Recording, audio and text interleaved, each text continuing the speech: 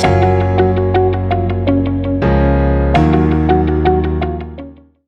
Everyone, welcome back to CV side. एक बार फिर से हम आपका वेलकम करते हैं। मैं हूं आपकी ट्यूटर भावना। आज की क्लास में हम लोग लैंग्वेज पेडागोजी से रिलेटेड क्वेश्चंस के बारे में बात करेंगे।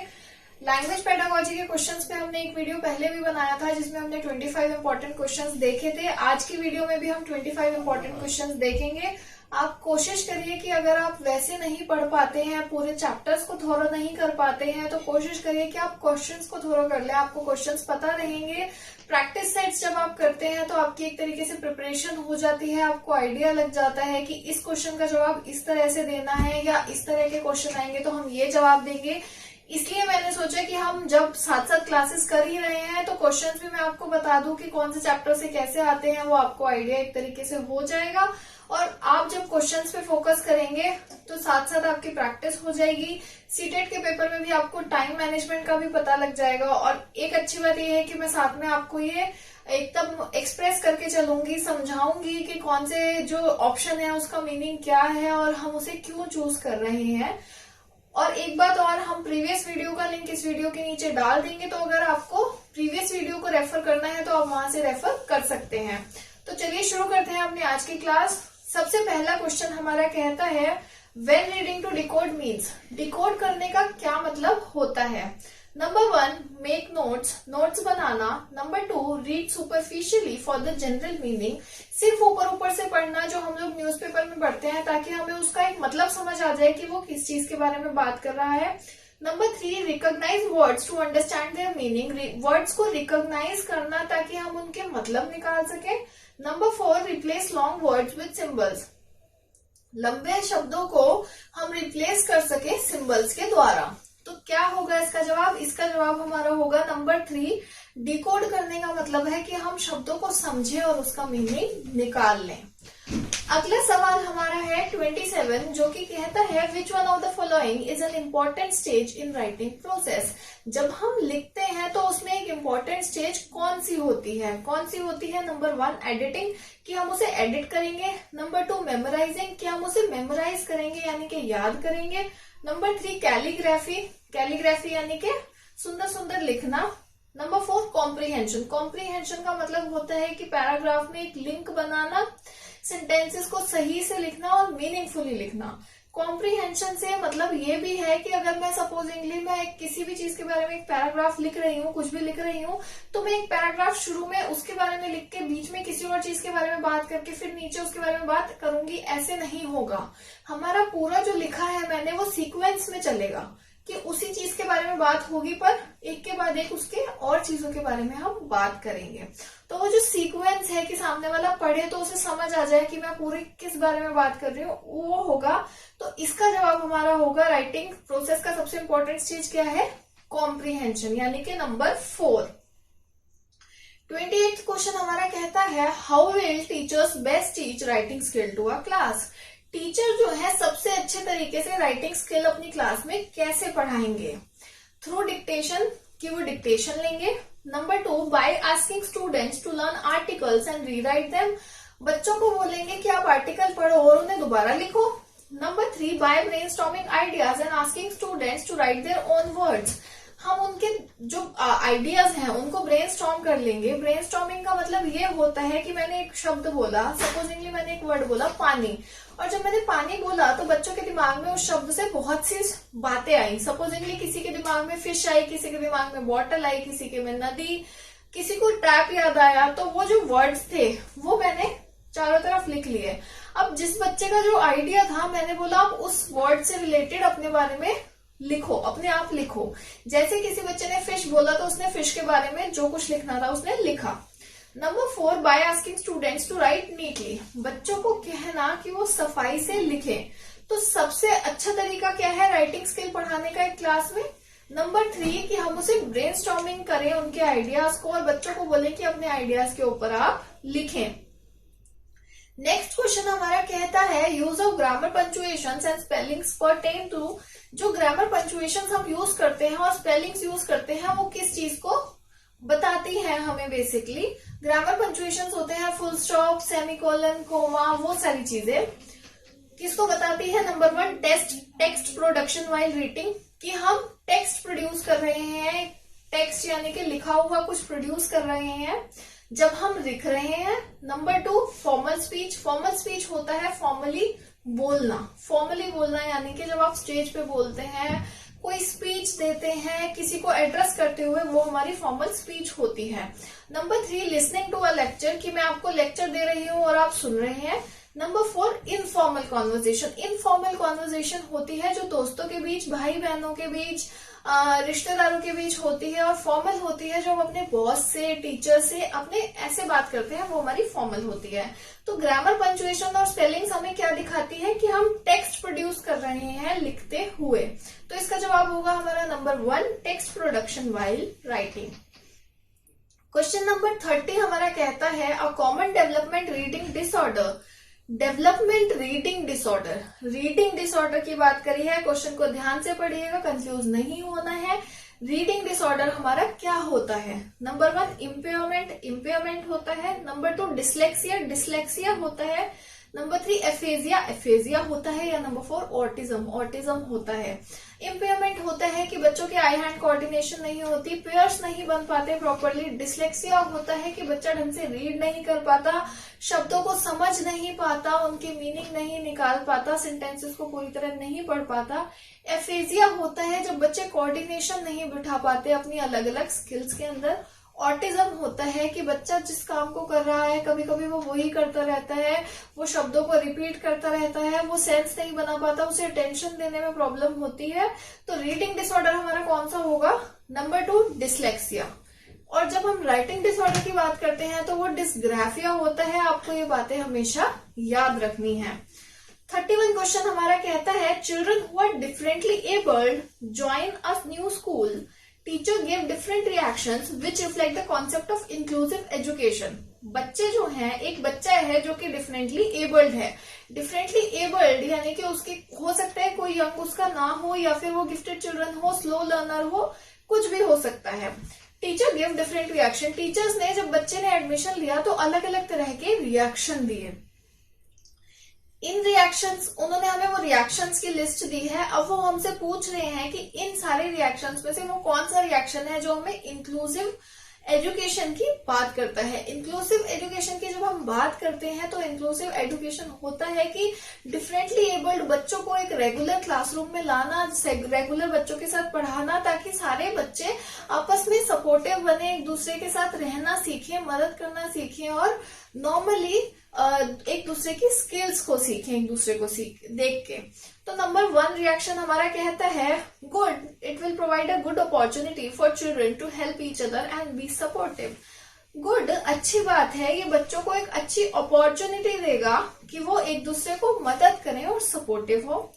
दूसरे टीचर ने बोला such children should go to special schools, ऐसे बच्चों को ना स्पेशल स्कूल में ही जाना चाहिए। Number 3 oh how can I teach children who can not even read, मैं कैसे ऐसे बच्चों को पढ़ा सकता हूँ जो रीड भी नहीं कर सकते। Number 4 I am worried that my class में not accept these children and some of the mischievous kids make even harm the poor kids. उसने बोला कि ओह मुझे तो बहुत टेंशन हो रही है कि ये बच्चा जो है वो मेरी क्लास एक्सेप्ट नहीं करेगी, इसको मतलब बाकी बच्चों से एक्सेप्ट नहीं करेंगे, और जो शरारती बच्चे हैं, नॉटी बच्चे हैं, वो उसको तंग करेंगे। तो कौन से जो टीचर था उसका रिएक्शन इंक्लूसिव एजुकेशन वाला था? नंबर 1, जिस टीचर ने ये बोला good, it will provide a good opportunity for children to help each other and be supportive. तो इसका आंसर हमारा नंबर 1 है। नेक्स्ट क्वेश्चन हमारा कहता है the second language classroom is a Confluence of varied languages, teacher should give their students. Second language classroom जो होते हैं हमारे, सेकेंड लैंग्वेज यानी कि इंग्लिश, इंडियन एजुकेशन सिस्टम की बात हो रही है। इंडियन एजुकेशन सिस्टम में सेकेंड लैंग्वेज हमारी इंग्लिश कहलाती है। I am sorry. Teachers should give their students, second language classroom में बच्चे अलग अलग भाषाओं को बोलने वाले आते हैं, तो टीचर को अपने स्टूडेंट्स को क्या देना चाहिए? Number 1 advocate self explanatory notes, ऐसे नोट्स जो कि अपने आप में बच्चा पढ़े और उसे समझ आ जाए। Number 2 summarise and simplified version of text, summary बना दे वो चैप्टर्स की, टेक्स्ट की, और सिंपल लैंग्वेज में लिख दे कि बच्चा उसे पढ़े और समझ जाए। Number 3 worksheet with a variety of task while covering the syllabus, worksheet बना दे वो जिसमें अलग अलग तरह के टास्क दे, जिसमें उसका सिलेबस भी कंप्लीट हो जाए। Number 4, a comfortable environment to develop requisite skills. एक ऐसा एनवायरनमेंट डेवलप करें जिसमें कि बच्चों की रिक्विजिट स्किल्स जो है वो डेवलप हो। रिक्विजिट स्किल्स होती हैं कि पुरानी चीजें बच्चे जब दोहराते हैं उन्हें याद आती है और वो अपनी नई लर्निंग में उसे इनकॉर्पोरेट कर लेते हैं, जोड़ लेते हैं। जैसे कि अगर उन्हें अपनी मदर टंग थी, ग्रामर उन्हें पता है, वो उसे बोलना जानते हैं, लिखना जानते हैं, तो वो एक तरीके से वो स्ट्रक्चर उन्हें लैंग्वेज का पता है, वो उसे यहाँ पे यूज कर सकते हैं। तो इसका आंसर हमारा क्या होगा? A comfortable environment to develop requisite skills, number 4। 33 question हमारा कहता है deficiency in ability to write associated with impaired hand writing is a symptom of. जो हमारी डेफिशिएंसी है, ये मैंने आपको भी बताया था कि जो बच्चे लिख नहीं पाते हैं, इनएबिलिटी टू राइट है, उसे हम कौन से सिम्टम से उससे हम किससे रिलेट करेंगे? नंबर 1 डिस्कैल्कुलिया, डिस्कैल्कुलिया से। नंबर 2 डिस्ग्राफिया, डिस्ग्राफिया से। नंबर 3 डिस्फेजिया, डिस्फेजिया से। या नंबर 4 एल्फेजिया, एल्फेजिया से। किससे करेंगे हम उसे मैंने आपको पहले भी बताया था। इसका आंसर नंबर 2 है डिस्ग्राफिया। क्वेश्चन नंबर 34 कहता है as per the national curriculum framework NCF 2005 multilingualism in learning a language should be seen as. NCF 2005 कहता है मल्टीलिंगुअलिज्म को जब बच्चा लैंग्वेज सीखता है तो हम मल्टीलिंगुअलिज्म को किस नजरिए से देखेंगे? Number 1 challenges for students to learn many languages, कि वो बच्चों को चैलेंज करता है कि उन्हें इतनी सारी भाषाएं सीखनी पड़ रही हैं। Number 2 challenges for teacher to manage such classes, teacher के लिए बहुत सारे चैलेंज है कि उसे ऐसी क्लास हैंडल करनी है जो बहुत सारे बच्चे हैं। Number 3 hindrance in teaching learning English, कि वो रुकावट पैदा करता है लर्निंग इंग्लिश को पढ़ाने में या सीखने में। Number 4 resource in teaching learning English, वो एक रिसोर्स का काम करता है जब हम सेकेंड लैंग्वेज यानी कि इंग्लिश पढ़ाते हैं। तो एनसीएफ कहता है multilingualism is a resource in teaching learning English. तो इसका आंसर हमारा नंबर 4 है। क्वेश्चन नंबर 35 हमारा कहता है कि functional grammar stands for using और टीचिंग ग्रामर इन और थ्रू। फंक्शनल ग्रामर किस लिए स्टैंड करता है? नंबर 1 फ्रेजिंग, फ्रेज करने के लिए किसी चीज को। Number 2 explanation to literary content, explanation देने के लिए जो लिखा हुआ है उसके बारे में। नंबर 3 कंटेक्स्ट, कि हम कंटेक्स्ट की बात कर रहे हैं, किसी चीज से रिलेट करके उसको बता रहे हैं। नंबर 4 आइसोलेशन, कि हम उसे बिल्कुल अलग कर रहे हैं, आइसोलेट कर रहे हैं। तो फंक्शनल ग्रामर जो है वो नंबर 3 कंटेक्स्ट की बात करता है। कंटेक्स्ट से उनका मतलब है कि हम पहले बच्चे को एग्जाम्पल बता रहे हैं, उसके बाद बच्चे ग्रामर रूल्स सीख रहे हैं। ऐसा नहीं है कि मैं पहले बच्चे को ग्रामर रूल्स बता रही हूँ और फिर उसे लैंग्वेज सिखा रही हूँ। तो फंक्शनल ग्रामर बेसिकली कंटेक्स्ट से रिलेट करके बच्चों को सिखाता है। 36 क्वेश्चन हमारा कहता है Riya is unable to pronounce the word smile and school clearly as a teacher, what will you do? Riya जो है वो एक बच्ची है जो कि स्माइल और स्कूल वर्ड को ढंग से नहीं बोल पाती। तो आप टीचर होने के नाते क्या करेंगे? हो सकता है कि रिया स्माइल और स्माइल को स्माइल, स्कूल को स्कूल बोलती हो, तो टीचर होने के नाते आप क्या करेंगे? Number 1 humiliate Riya by isolating her and asking her to repeat the words. हम रिया को तंग करेंगे, उसे अलग कर देंगे पूरी क्लास से और उसे बोलेंगे कि बार बार इन शब्दों को रिपीट करो। Number 2 asking the entire class to repeat the words and appreciate Riya when she repeats them correctly. पूरी क्लास को बोलेंगे कि इन शब्दों को रिपीट करो और रिया को अप्रिशिएट करेंगे जब वो पूरी क्लास के साथ उन शब्दों को सही से बोलेगी। Number 3 make Riya repeat the words many time, Riya को बोलेंगे कि इन शब्दों को रिपीट करो बहुत बारी। Number 4 make Riya understand the meaning, Riya को उन शब्दों का मतलब समझाएंगे। द साउंड पैटर्न, उनके साउंड्स कैसे निकलते हैं, and get the class as a whole to listen to these words on an audio visual tool. पूरी क्लास को बिठाएंगे और एक ऑडियो विजुअल टूल के थ्रू उन्हें इन वर्ड्स को सुनाएंगे। ऑडियो विजुअल टूल होता है कि बच्चे उसे देख भी रहे हैं और सुन भी रहे हैं। मैं एक प्रोजेक्टर लगा के बच्चों को स्टोरी, पोयम कुछ दिखाती हूँ तो वो एक ऑडियो विजुअल टूल कहलाता है।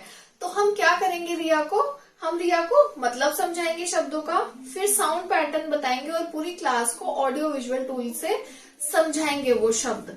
तो हमारा आंसर होगा number 4।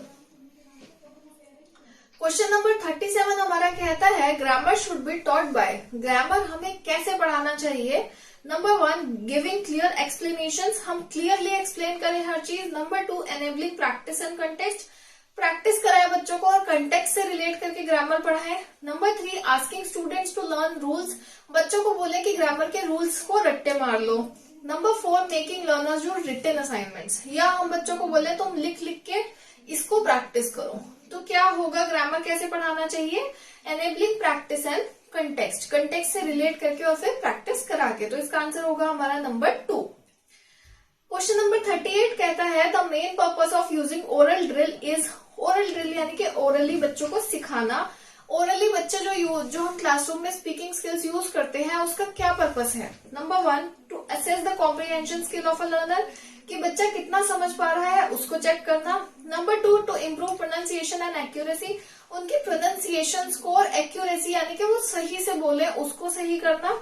To enhance the speaking skill of learner, बच्चों की जो स्पीकिंग स्किल्स हैं उनको बढ़ावा देना। या number 4 to improve retention capacity of learner, कि बच्चे याद रख सके वो हमें बच्चों को कराना है। तो इसका क्या होगा कि क्यों करते हैं हम ओरल ड्रिल?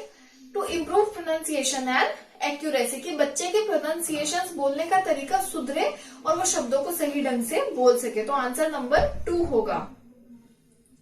39th क्वेश्चन हमारा कहता है a student recommends the reading of the latest bestseller, saying it is very interesting, you should listen. Trying to make out whether the student observation is sincere or not, this type of listening can be described as, वो कह रहा है कि एक बच्चा है जिसने एक किताब पढ़ी, उसने बेस्ट सेलर बुक पढ़ी और वो बेस्ट सेलर बुक को पढ़ने के बाद टीचर को कहने लगा कि वो बहुत ही इंटरेस्टिंग है, आपको मेरी बात सुननी चाहिए।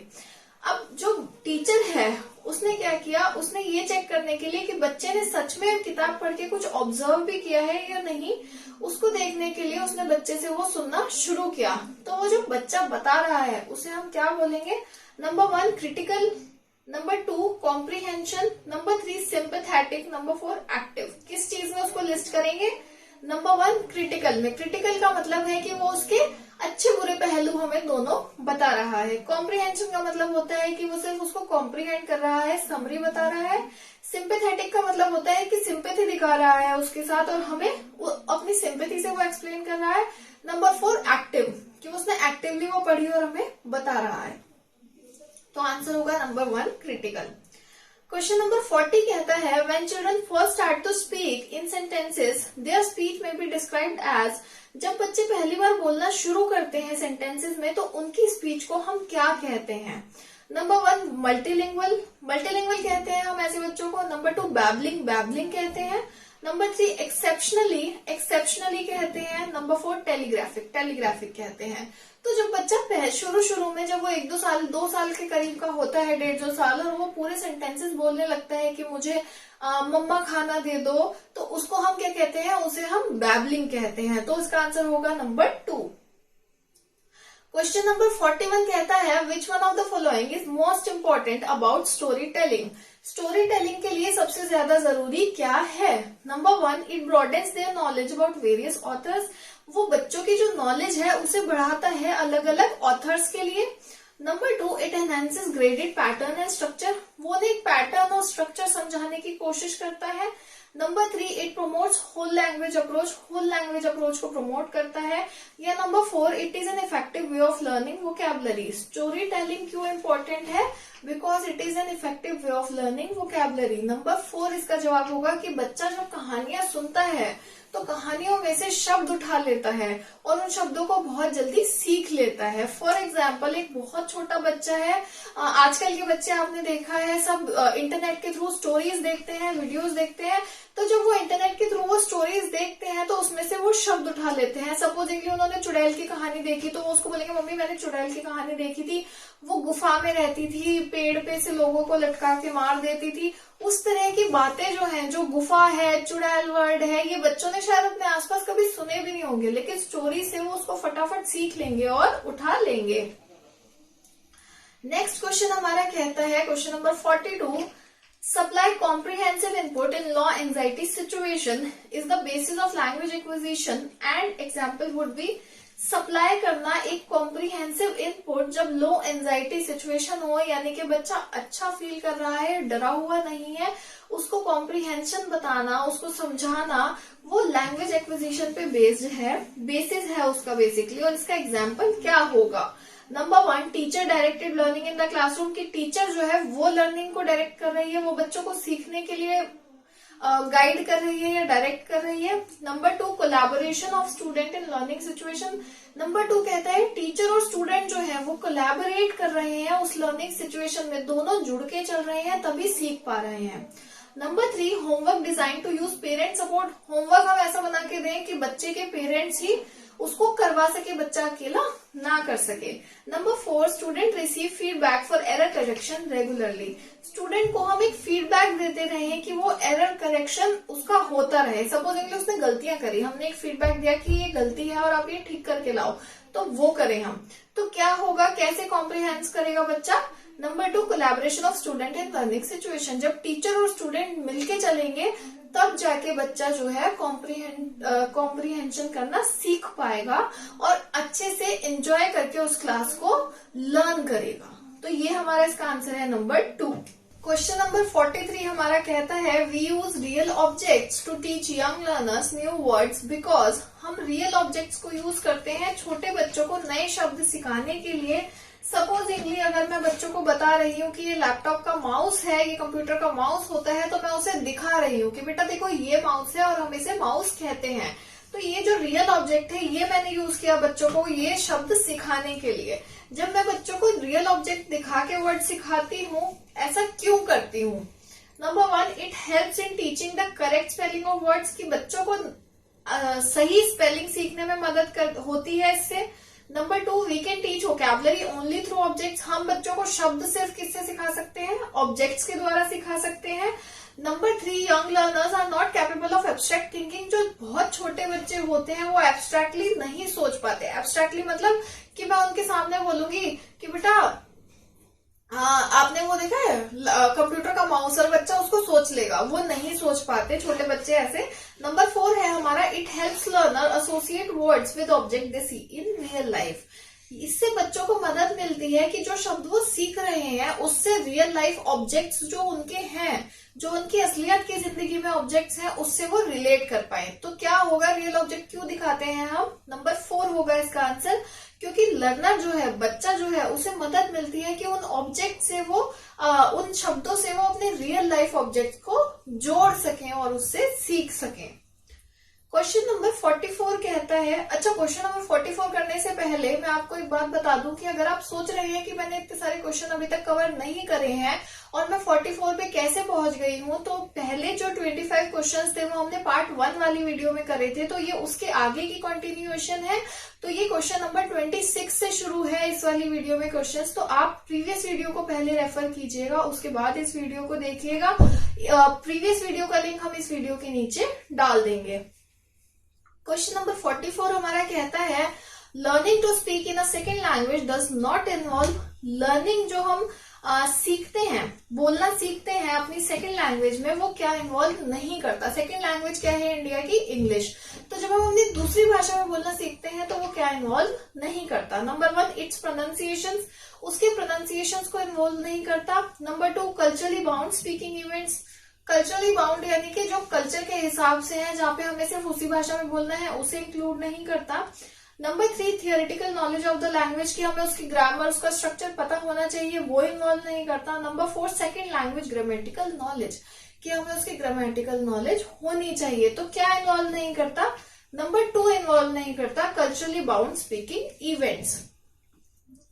क्वेश्चन नंबर 45 हमारा कहता है the most important factor which is responsible for the differentiation between language learning and language acquisition is, language learning में जो हम लैंग्वेज सीखते हैं और लैंग्वेज एक्वायर करने में, लैंग्वेज जो बच्चा एक्वायर करता है अपने आप, उसके बीच में एक सबसे बड़ा मेजर डिफरेंस क्या है? क्या उसके बीच में दोनों में एक फर्क है बहुत बड़ा? नंबर 1, लैंग्वेज एनवायरमेंट, कि भाषा जो सीख रहा है उसका एनवायरमेंट कैसा है। नंबर 2, ग्रामर ऑफ लैंग्वेज, की ग्रामर दोनों की अलग है। नंबर 3 असेसमेंट इन लैंग्वेज की, हम उसको चेक कर रहे हैं, असेस कर रहे हैं। अब ग्रामर तो अलग नहीं हो सकती, अगर मैं एक ही भाषा की लर्निंग भी कर रही हूँ और एक्विजिशन भी कर रही हूँ, ना ही तो असेसमेंट कर सकते हैं हम इस तरीके से। Number 4 text book of language, तो इसका जवाब हमारा होगा number 4 text book of language. जब हम लैंग्वेज लर्निंग करते हैं तो हम टेक्स्ट बुक का यूज करते हैं। लैंग्वेज एक्विजिशन हमारी नॉर्मल नेचुरल एनवायरनमेंट में होती रहती है। सपोजिंगली अगर मैं आपसे बात कर रही हूँ, अपने दोस्त से बात कर रही हूँ और मैं सेकंड लैंग्वेज यूज करती हूँ और सपोजिंगली मैं ऐसे कहती हूँ आई वेंट देयर येस्टरडे और I went to this restaurant yesterday, we ate something this this this this, तो वहां पे मैं उसको बोल रही हूँ और जब सामने वाला शब्द बोलता है तो उन शब्दों को सीख के मैं उसे एक्वायर कर लेती हूँ। इसका आंसर है हमारा नंबर 4। क्वेश्चन नंबर 46 हमारा कहता है a teacher can cater to the learning style of all the children. एक टीचर है जो कि बच्चों के लर्निंग स्टाइल को केटर कर सकती है, सभी बच्चों के। कैसे? Number 1 advising the children to join her, बच्चों को बोलना कि मुझे ज्वाइन करो, जैसे मैं पढ़ा रही हूँ वैसे तुम सीखो। Number 2 employing the variety of teaching methods and modes of assessment which cater to diversity among learners.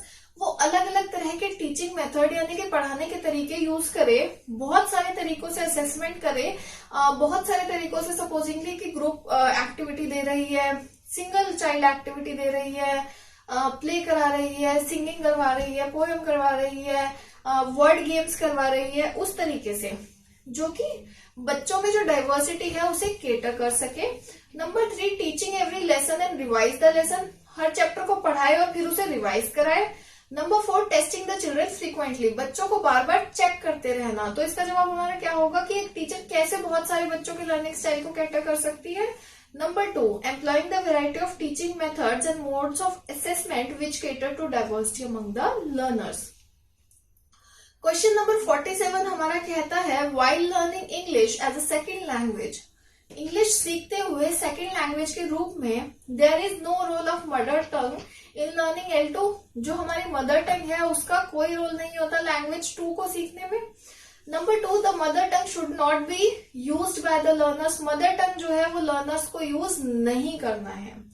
Number 3 the use of mother tongue with facilitated learning, बच्चे जो है अपनी मदर टंग यूज करें। सपोजिंगली मेरी मदर टंग इंग्लिश है, हिंदी है और मैं इंग्लिश सीखते टाइम पे, लर्न करते टाइम पे मैं हिंदी भी यूज कर रही हूँ और टीचर मुझे हिंदी वाले शब्दों का इंग्लिश में मतलब बता रही है, उस तरीके से करना। Number 4 the use of mother tongue will create interference, कि जो बच्चा मदर टंग यूज करेगा तो उसमें वो उसकी लर्निंग में एक इंटरफेयर करेगी। तो इसका जवाब हमारा होगा कि हमें सेकेंड लैंग्वेज यूज करते हुए the mother tongue should not be use by the learners, कि उसे अपनी मदर टंग यूज नहीं करनी है। अगर मैं इंग्लिश सीख रही हूँ तो मुझे इंग्लिश में ही बात करनी है, इंग्लिश में ही लिखना है और कोशिश करनी है कि मैं जितना कम हिंदी को यूज करूँ उतना ज्यादा अच्छा है। क्वेश्चन नंबर 48 हमारा कहता है a teacher engages learners in a fun activity before beginning a new lesson, एक टीचर जो है उसने बच्चों को एक बहुत ही मजेदार सी एक्टिविटी कराई एक नया चैप्टर पढ़ाने से पहले। The purpose of this activity is to, purpose क्या था इस एक्टिविटी को कराने का टीचर का?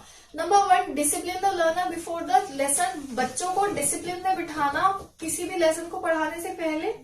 Number 2 divert the attention of the learner, बच्चे जो बोर हो गए थे सुबह से पढ़ पढ़ के उनके अटेंशन को डाइवर्ट करना, उस मजेदार एक्टिविटी से उनकी फिर से एनर्जी हो गई, आ गई वापस, एनर्जाइज हो गए वो और उनकी अटेंशन वापस आ गई। Number 3 reduce the workload of the teacher, teacher अपना काम कम कर रही है। Number 4 motivate and energise the student, motivate करना और एनर्जाइज करना। तो हमने किस लिए कराया, टीचर ने ये वाला जो एक तरीके की एक्टिविटी लेसन को शुरू करने से पहले किस लिए कराई उसने? Divert the attention of the learners, कि उसने बच्चों की अटेंशन जो पहले से किसी चीज पे थी उसको डाइवर्ट किया दूसरी चीज के ऊपर। क्वेश्चन नंबर 49 हमारा कहता है while translating the subject and using the translation in the mainstream curriculum the benefit is, जब हम एक सब्जेक्ट को ट्रांसलेट करते हैं और फिर उस ट्रांसलेशन को यूज करते हैं मेन स्ट्रीम करिकुलम में, उसका क्या बेनिफिट होता है, क्या फायदा होता है? नंबर 1 प्रमोटिंग नेशनल आइडेंटिटी, हम एक नेशनल आइडेंटिटी प्रमोट कर रहे हैं, मतलब सब्जेक्ट है वो आइडेंटिटी सही रहेगी। नंबर 2 एनरिचिंग लिंग्विस्टिक कैपेसिटीज, हम लिंग्विस्टिक कैपेसिटीज लोगों की बढ़ा रहे हैं, एनरिच कर रहे हैं। Number 3, enabling teachers are not competent in mainstream language to take classes. Teachers को ये दिखाना कि वो कम्पिटेंट नहीं है कि वो मेन स्ट्रीम लैंग्वेज को क्लासेस में पढ़ा सके। Number 4, standardising cultural identity. Standardise करना एक कल्चरल आइडेंटिटी को, एक स्टैंडर्ड मेंटेन कर दिया हमने, तो क्या होगा? इसका जवाब होगा नंबर 2, एनरिचिंग लिंग्विस्टिक कैपेसिटीज, कि हम उनको लिंग्विस्टिक कैपेसिटीज को एनरिच कर रहे हैं। क्वेश्चन नंबर 50 जो कि हमारा लास्ट क्वेश्चन है, वो कहता है the natural order in process of learning English suggest that. जो नेचुरल ऑर्डर होता है जब हम लर्निंग इंग्लिश को सीखते हैं या लर्न करते हैं, वो क्या कहता है? Number 1, acquire some language structures earlier than others. हम कुछ लैंग्वेज स्ट्रक्चर्स को एक्वायर कर लेते हैं दूसरों से पहले। Number 2, are slow at learning to speak when not in school. बहुत स्लो होते हैं हम जब हम बेसिकली बोलना सीख रहे होते हैं भाषा को और स्कूल में नहीं होते। Number 3, learn to read and write simultaneously. जब हम लर्न कर रहे हैं वो तो साथ साथ में मैं लिखना भी सीख रही हूँ। Number 4, are able to speak first then listen. पहले मैं बोलना सीख रही हूँ और सुनना नहीं सीख रही हूँ। तो नेचुरल ऑर्डर है वो क्या कहता है? वो कहता है number 1, acquire some language structures earlier than others, कि मैंने कुछ लैंग्वेज स्ट्रक्चर्स पहले से एक्वायर किए हुए हैं जो कि दूसरों के पास नहीं है। तो आज की वीडियो में हमने 25 क्वेश्चंस कवर करे हैं। ये क्वेश्चंस बहुत इंपॉर्टेंट है। अगर आपको कुछ भी समझ नहीं आया है तो आप कमेंट करके मुझसे पूछ सकते हैं, और अगर आप कुछ आइडियाज देना चाहते हैं, सजेशंस देना चाहते हैं, वो भी आप कमेंट सेक्शन में लिख सकते हैं। मैं कोशिश करूंगी कि आपके आइडियाज को, सजेशंस को अपने आने वाली वीडियोज में इनकॉर्पोरेट करूं। प्रीवियस वीडियो को जरूर रेफर कीजिएगा। अगर आपको हमारी वीडियो पसंद आ रही है तो प्लीज हमारे चैनल को सब्सक्राइब करिए, जिससे मुझे भी प्रोत्साहन मिलेगा और मैं आपके लिए और वीडियोस बनाऊंगी। Thank you.